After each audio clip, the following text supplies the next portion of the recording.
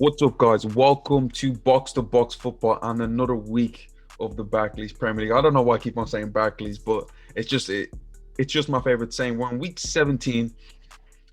Should we talk about the first game, or what game should we approach first? Let's talk about the game just played today, Monday Night Football, Liverpool versus Southampton in St. Mary's.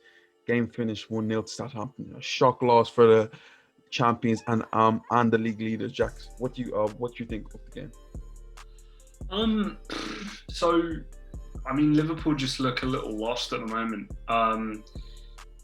Two holding midfielders at centre back is not a good start. Let's be totally clear here. If that's Virgil van Dijk and Matip or Gomez or kind of anybody else there, this is a totally different game. We all know that.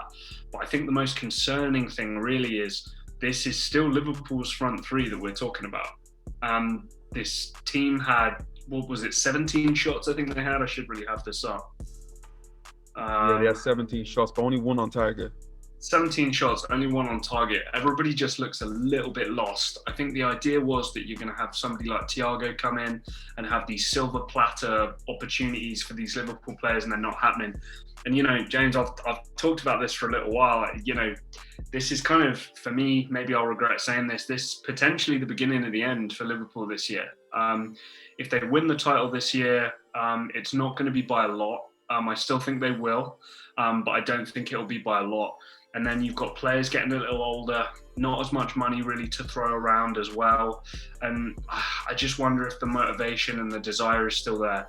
Playing for a manager like Jurgen Klopp is mentally draining, physically draining. And what we see with a lot of these coaches is they're incredible for short periods. And then usually it kind of falls off and explodes quite dramatically. I don't know what you think, but there were just some little cracks starting to appear for me. After them smashing, Crystal Palace 7-0, them looking absolutely devastating. Recently, it's just gone quite stale for Liverpool. Back-to-back games not scoring for Liverpool is very, very unlike this team. Even dropping points against West Brom. I think they've dropped points in the last 3 games, right? Yeah, so I want to say it's draw, loss. Let me double check that, but I think that's right. But my thing with Liverpool and Jurgen Klopp is that the biggest thing was missing Diego Jota. Why? Because he could change it up. It's not like Liverpool are playing bad. They're not taking their chances. Right. And with Diego Jota, he gave them a different option. Having Firmino, Mane and Salah is all great, but sometimes it gets a bit pedestrian and you're looking for something different. I think it was the Brighton game where Klopp had Mane, Salah, Firmino, and instead of him, you're thinking, he's not going to take one of them off. It was Mo Salah and coming off. You're thinking Firmino's going to come off. But Diego Jota stays on the pitch and scores the goal for Liverpool. But that was Jurgen Klopp having the opportunity to change it up and see different types of looks. We're only having the exact same front three week in and week out, knowing that they're not going to lose their spot. We're only Origi and Shaqiri staring them down. It's not it's not quite frightening for them. So I think the sooner that they can get Jota back, the better, because right now it just seems it's getting a bit stale right now. I think you and I both respect and appreciate Roberto Firmino and what he is as a player and what he brings and all this stuff. But as a striker, if you're not prolific, you have to really, really do something special to be the striker of a top team. Even people, hard workers like, Karim Benzema, in terms of build-up play and all that kind of stuff, he still provides some goals. I think Roberto Firmino, if he doesn't also have that other part to his game, he's going to become a very quickly replaced player in that team. He did not look good today at all. And I love how you mentioned that. When you look at Liverpool's goal scoring options, Mo Salah is the number one guy. Second is Sadio Mane. And then, would you really say Firmino is the third scorer? Because he chips in here or there. Yes, he scored against Crystal Palace and he scored against Tottenham. But you're not going to ever really rely on him to score. But then you look around and say, so who else is going to get us goals? Jordan Henderson, he's playing in defense. Thiago Alcantara, he's there to sit Gini Wijnaldum. Who else? Who else is going to chip in and get the goals? And that's the biggest thing for Liverpool. Once our front three and mainly the front two ain't scoring, where are the goals mainly going to come from. Even like on the bench, you know, Origi seems to like has gone off the board. The exact same thing with Shaqiri. Yeah, no, and you're absolutely right. And I think this is why, you know, also I talk about this every time, or at least I have done over the last few weeks. The ownership at Liverpool as well aren't willing to spend the money like they did a couple of years ago.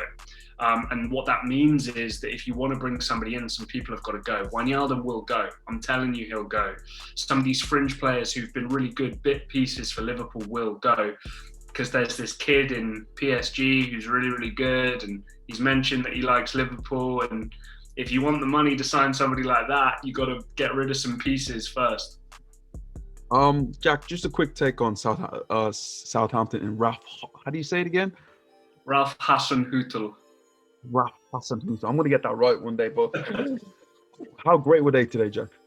Amazing. I think one thing that goes totally unnoticed and unappreciated, we all see the big Virgil van Dijk shaped hole in that Liverpool team. Southampton were without Yannick Vestergaard, who has been equally as valuable to his team as Van Dijk is to Liverpool. They were without their goalkeeper today as well. Missing Oriol Romeu as well, Che Adams, Genipo was playing like the best half of football I've ever seen him play. Came off, started crying. I think he knew that he had a bit of a run going here, and coming off, he was really, really upset and disappointed. And yeah, this team love Ralph Hasenhüttl. Ralph Hasenhüttl loves this team. And before we started recording, this was the biggest game of his career, you'd think, and he won it. And it's onwards and upwards. Links with Demarai Gray this January.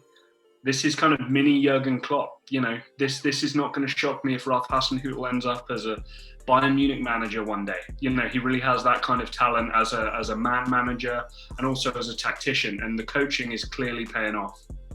And him coming in after they lost 9-0 to Leicester, you're thinking, where's this team going to go? And his ability to change the fortunes of this team is incredible. They got 29 points. They're sixth in the table, going strength and strength. When they go against the top side, you always believe Southampton are not just there to they might make a point. You strongly back them to win a game because they're a really, really good side right now. But looking at the top of the table, yes, Liverpool are leading, but they're not leading by any points. Level on points with their big rivals, Manchester United. And let's flip it on to them right now. Manchester United went against Aston Villa at Old Trafford. Game finished 2-1 to Manchester United. A contentious penalty, which I'm not really sure about. They always seem to get these decisions. But 11 on points for Liverpool with a game in hand. Jack, how would this Manchester United team looking? They look really good. It's a horrible cliche, but you know, those dirty wins, those ugly wins, those are what Manchester United are getting. For everybody watching, James and I, big fans of the NBA. James, big Lakers fan. And one thing as basketball fans we know is offensive fouls. Just because you have possession of the ball does not mean you can't foul people. And I think one thing we're noticing with a lot of penalties these days, like you mentioned, I don't know if it was the defender's fault that Paul Pogba went down for that penalty. It looked like maybe some clumsiness from Paul Pogba, maybe a foul on his part. And I think we do need to see offensive fouls introduced into the game of football. We seem to be a little bit behind on that. But Manchester United, depth, motivation, things going in the right direction. This kid from Atalanta they signed for 40 million is going to arrive this January as well. Plays as right wing, where there's a little bit of a hole there as well. Looking really, really good. I don't think this is sustainable. I think we've seen with Manchester United, at its best, it can be the best in the league. At its worst, it can certainly be mid-table kind of form. Is it enough for a title challenge? We'll see. You know, they're not blowing teams out, but they're getting away with these kind of wins that you go, the end of the season, that's going to count towards potentially winning the title. Man United are not playing well, but if you go back and look at Manchester United in recent years, especially under Sir Alex Ferguson, they don't need to play well to win games, and that's what they're doing right now. Ollie, throughout his time at Manchester United, especially after like the dream start, he's been a heavily criticized man. But the one thing I'll give this guy credit is that never put his head down. Never drops his shoulders. Never just says, "Oh, I'm defeated. He gets on with it, and now we got his team playing. They are in this title race. And if you told someone a few months ago that Manchester United are going to be in the title race, they would have laughed at you. You know, Yeah. They are level on points with Liverpool. With a game in hand, they win that, they go 3 points clear. You Home game can't against say Burnley too. I mean, even a you'd say at least a draw out of that game. So chances are they will be going top. The Liverpool game coming up on Sunday. I can't think of a better time to be playing Liverpool. That's a 6-pointer as they talk about, and obviously there's a midweek fixture against Man City. That's going to be tricky, but yeah, it's. I think you and I talked about it before we started recording. Ladies and gentlemen out there, if Manchester United get a draw, or if Manchester United win by 1-0, they could potentially be top of the Premier League table after 17 game weeks with a +9 goal difference. 9. That's appalling. That shows you how badly they're playing, how many goals they're conceding. Not good enough. but it also shows you that there's a team with a bit of harmony with the way things have gone this year, with them dropping out of the Champions League and all this talk about Paul Pogba, the manager, for them to stick together. And I think especially after the Bailly heroics and you've seen the team come together, they feel something. They feel like there's something could happen this year. And rather, if that's a trophy from winning the League Cup, FA Cup, or even the Europa League, or winning the league, they feel like there's something brewing, like in this Manchester United team. And with players like Bruno Fernandes there, it's definitely something to behold. I do just want to say, Eric Bailly is the most interesting footballer I've ever watched play. Honestly, and I tweet about this occasionally, like, he has moments where I think he's Maldini. Like, I'm not exaggerating. He looks so good, so composed, covering tackles, sliding tackles, beating a striker, playing a pass, and you go, oh man, that looks so good. And then there'll be times where he looks like Bambi. You know what I mean? Where he's kind of falling over himself, he's fouling somebody. And if he can get a run of games and he can try and get into the phase of things, Manchester United may not need a centre-back, but just anybody out there who ends up watching a Manchester United game, on the ball and off the ball, just watch Eric Bailly and let me know what you think. It's a very hard evaluation for me anyway. There's out there, but let's move on. Let's talk about, to me, the biggest game of the week. The biggest game with the biggest talking points of the week is Chelsea versus Man City at Stamford Bridge. Game finished 3-1. Man City absolutely wiped the floor with this Liverpool team. We've been talking of when is this team going to show up. We're not sure about the creativity. They gave us that and even a bit more. Jack, what do you think? What do you take from the game? Just moments of quality, individual quality. And I think the thing is the tactics of the game. Frank got it all wrong. I think even the commentators mentioned this at the point. Timo Werner starts as a striker. And that's for a reason. It's one of these rare opportunities where he's actually going to play 9, even though you've got Abraham and Giroud. And that was because Frank's going, okay, Man City are going to have the ball. We're going to break, and we want a guy who that's his kind of bread and butter. That's what he's really, really good at. We'll kind of do that. Chelsea, I think for the first 15, 20 minutes had like 60% of the ball. They had the most of the ball. And that's not really Timo Werner's game. He isn't that kind of cute, uses his body well kind of striker that say a Giroud or an Abraham might be. So that didn't go very well. Then Man City get that goal, that fantastic finish from Gundogan, by the way. Brilliant, absolutely brilliant on the turn. But you kind of go, oh, well, now the game plan's totally out the window because I was supposed to be counter-attacking. Now the onus is on us to play with the possession of the football. So Frank got it totally wrong. I think the hints and suggestions that if he doesn't kind of turn this around pretty soon, he'll be on the chopping block.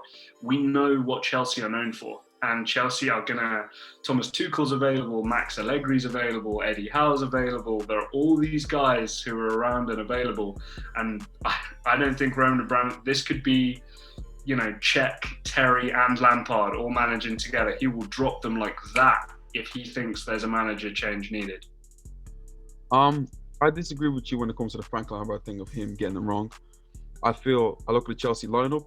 I felt it was strong enough, and it was a good lineup to go against this Manchester City team, knowing the style of play. But everyone talks about what wins you games. Is it the tactics? Is it your style of play? Whatever. The most important thing is goals in moments in games. That is what actually wins football games. You cannot hide away from it. Chelsea were on top, and this game switched on one pass through from, I think it was Cancelo into De Bruyne. Chance, Man City should have scored, and after that the game switches from there. Yeah.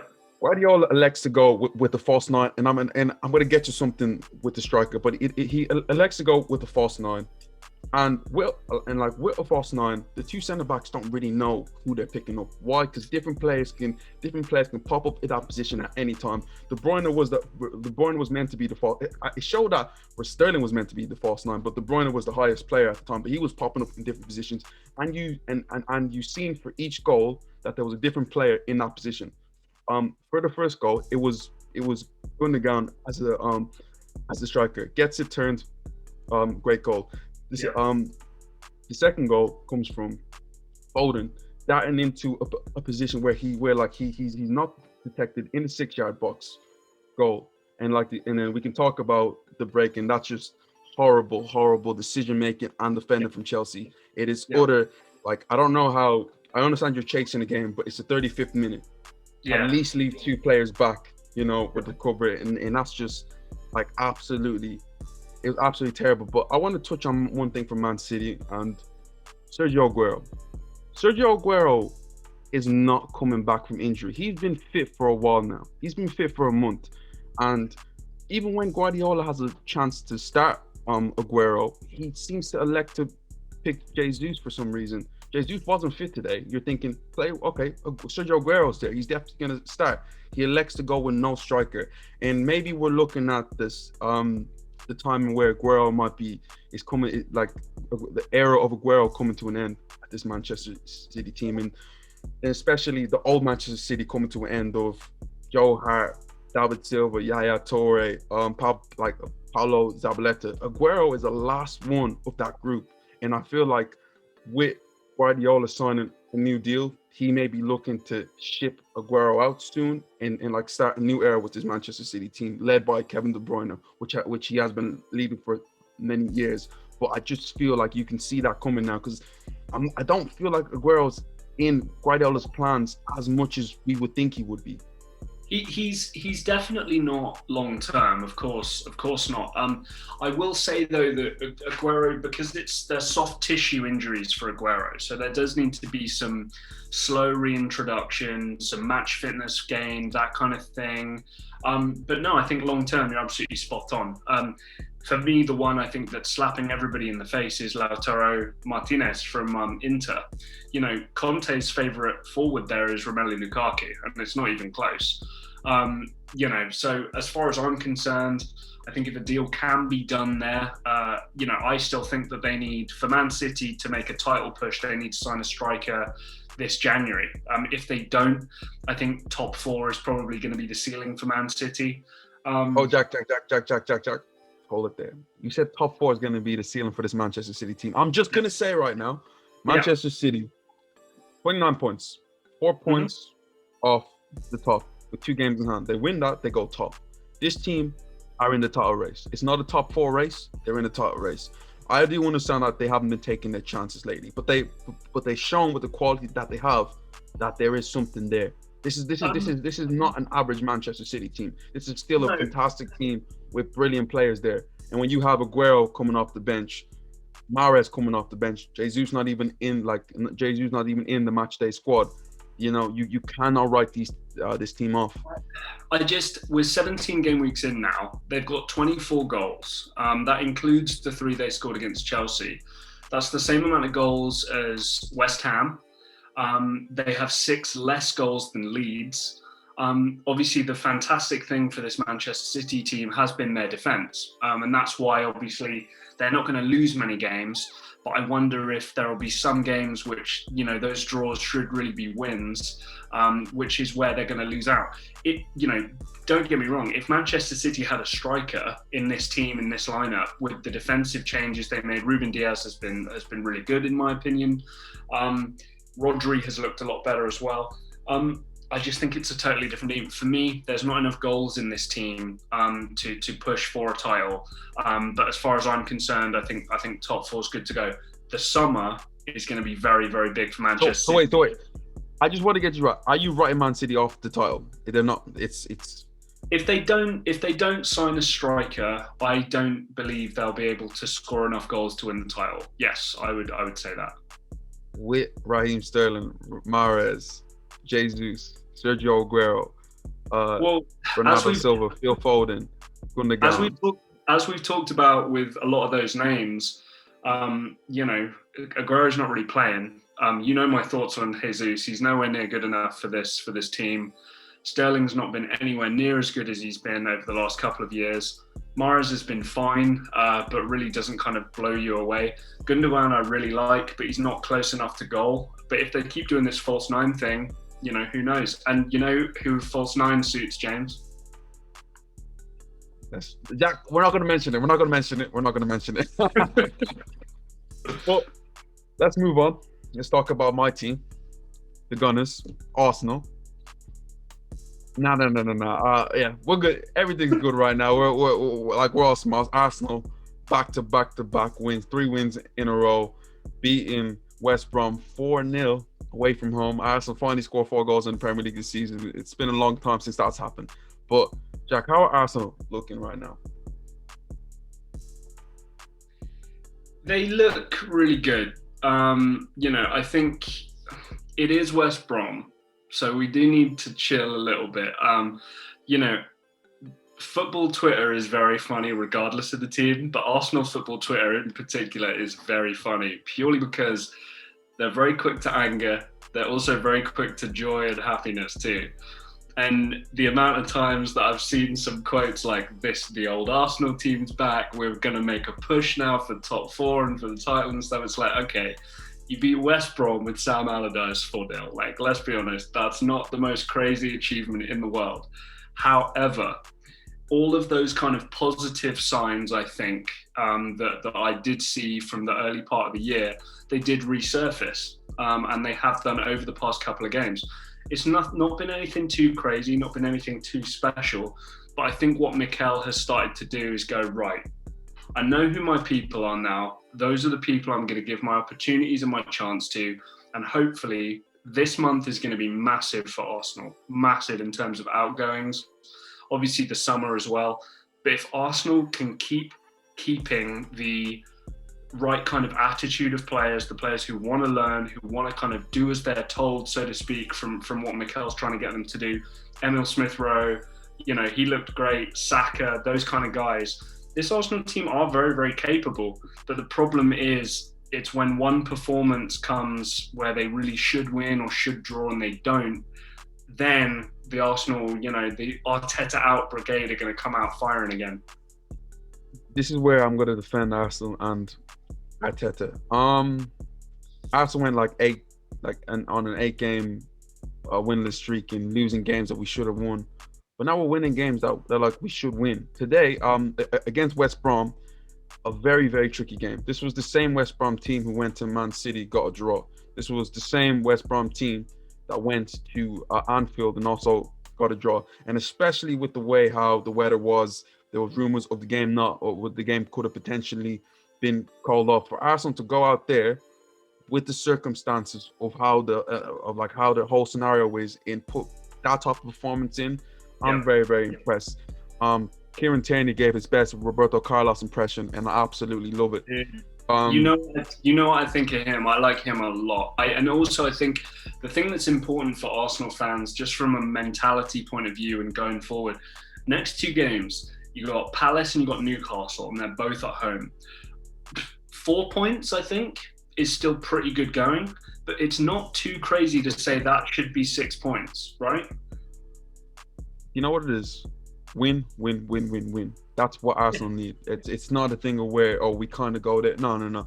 We've lost 8 games this year, so just all about picking points. But the fact of the matter is, right now we're winning games, and 8 games ago we struggled to win against any team. We struggled to score against any team, and just to see confidence brewing, and it just shows you sometimes as a manager you need a bit of fortune, you need a bit of luck.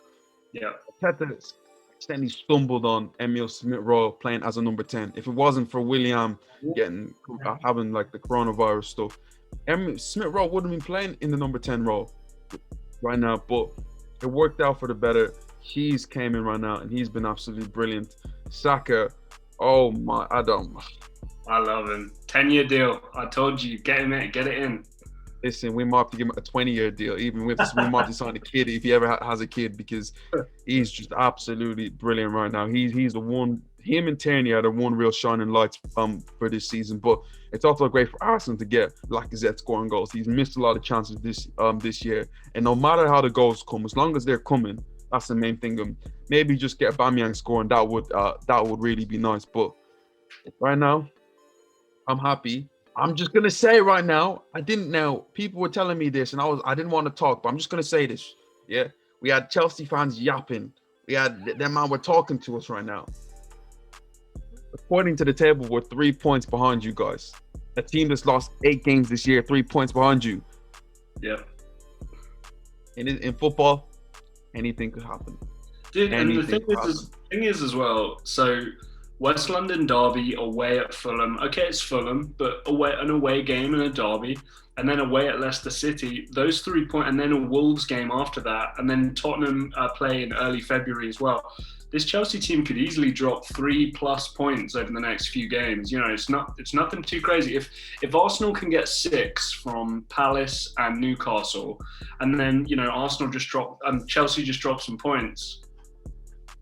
So, guys, looking at this Premier League right now, this is generally one of the most interesting leagues we've had in maybe 10, 20 years. Like it's like usually, especially in the past few years, we've been spoiled by Man City and Liverpool just running away with it. Even Chelsea, when they won it, they ran away with it.